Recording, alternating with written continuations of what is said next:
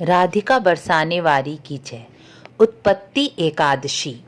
युधिष्ठिर जी ने भगवान कृष्ण से पूछा, हे भगवन, पुण्यमयी एकादशी तिथि कैसे उत्पन्न हुई? संसार में वह क्यों पवित्र मानी गई और देवताओं को यह कैसे प्रिय हुई? श्री भगवान बोले, हे कुंती नंदन, प्राचीन समय की बात है। सतयुग में मुर नाम का एक दैत्य रहता था। वह बड़ा ही रौद्र भयंकर था और देवताओं के लिए भी बड़ा भयानक सिद्ध हुआ। वह असुर इंद्र को भी उसने जीत लिया था।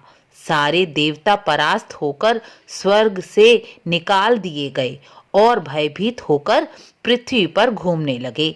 एक दिन सभी देवता महादेव जी के पास पहुंचे और इंद्र ने शिव के आगे अपना सारा हाल कह सुनाया। इंद्र बोले, हे महादेव, सभी देवता स्वर्ग से निकाले जाने पर पृथ्वी लोक में घूम रहे हैं। इस तरह से देवताओं का मनुष्यों के बीच रहना शोभा नहीं देता। हे महादेव, कोई उपाय बताइए कि हम देवता किसका सहारा लें, किसकी शरण में जाएं।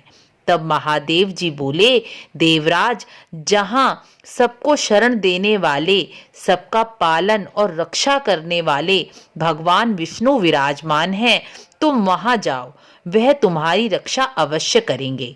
भगवान कृष्ण कहते हैं, हे युधिष्ठिर, महादेव जी की बात सुनकर देवराज इंद्र भगवान विष्णु के पास क्षीर सागर जा पहुंचे। वहां वह सो रहे थे। इंद्र ने हाथ जोड़कर उनकी स्तुति की और इंद्र हाथ जोड़कर बोले, हे प्रभु, मुर नाम का शक्तिशाली असुर से हमारी रक्षा कीजिए। सभी देवता भयभीत होकर आपकी शरण में आए हैं। तब इंद्र की बात सुनकर भगवान विष्णु बोले, हे इंद्र, यह दानव कैसा है? इसका बल और इसका रूप कैसा है और इसके रहने का स्थान कहाँ है? तब इंद्र बोले, हे देवेश्वर, पूर्व काल में ब्रह्मा जी के वंश में तालजंग नाम का एक महान असुर उत्पन्न हुआ था, जो बड़ा भयंकर था। उसका पुत्र यह मुर नाम का असुर है। वह अत्यंत पराक्रमी और देवताओं के लिए बहुत भयानक है। चंद्रावती नाम की नगरी है, वह वहां निवास करता है। उस दैत्य ने समस्त देवताओं को परास्त कर स्वर्ग से निकाल दिया है और खुद इंद्र का सिंहासन ले लिया है और सभी देवताओं का स्थान और कार्य भी छीन लिए हैं। इंद्र की बात सुनकर भगवान विष्णु को बहुत क्रोध आ गया और भगवान ने चंद्रावती नगरी में देवताओं के साथ प्रवेश किया।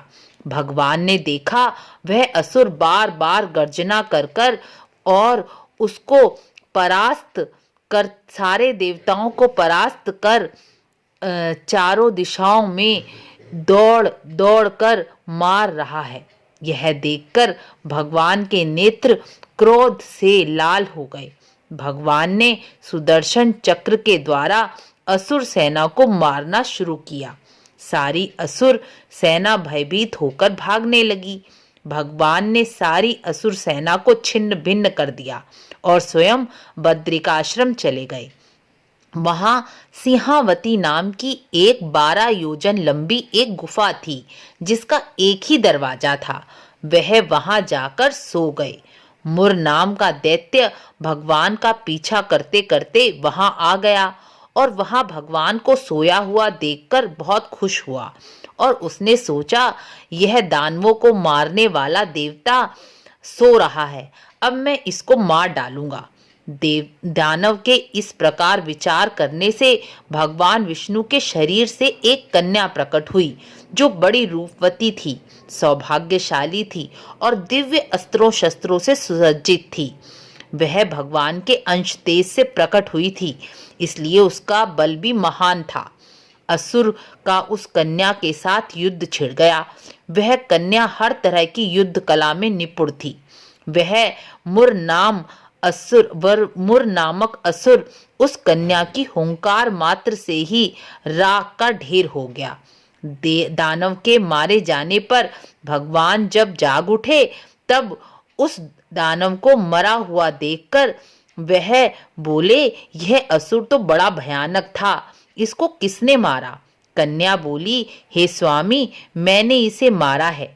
तब भगवान श्री बोले, हे कल्याणी, तुम्हारे इस कर्म से तीनों लोकों के मुनि और देवता बहुत प्रसन्न हुए हैं, इसलिए तुम्हारे मन में जो भी इच्छा हो वही वर मांग लो।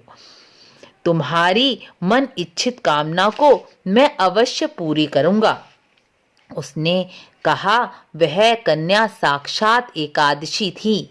उसने कहा, हे प्रभु, आप यदि मुझ पर प्रसन्न हैं तो मैं आपकी कृपा से सब तीर्थों में प्रधान, समस्त विघ्नों का नाश करने वाली और सब प्रकार की सिद्धि करने वाली देवी हूँ। ऐसी कृपा करो जनार्दन, जो लोग आप में भक्ति रखते हुए मेरे इस दिन का उपवास करें, उन्हें सब प्रकार की सिद्धि प्राप्त हो।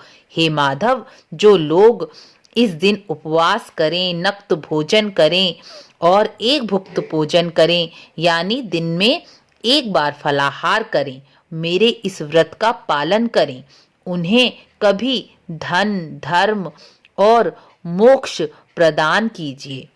भगवान विष्णु बोले, हे कल्याणी, तुम जो कहती हो वह सब पूर्ण होगा। जो मनुष्य एकादशी को उपवास करता है वह बैकुंठ धाम को जाता है, जहाँ साक्षात भगवान गरुड़ ध्वज विराजमान रहते हैं। जो मानव हर समय एकादशी का महात्म्य का पाठ करता है, उसे 1000 गोदान के पुण्य फल प्राप्त होता है। जो दिन या रात में भक्ति पूर्वक इस महात्म्य को सुनता है, वह निस्संदेह ब्रह्म हत्या आदि पापों से भी मुक्त हो जाता है। एकादशी के समान पाप नाशक व्रत संसार में कोई दूसरा नहीं है। राधे राधे।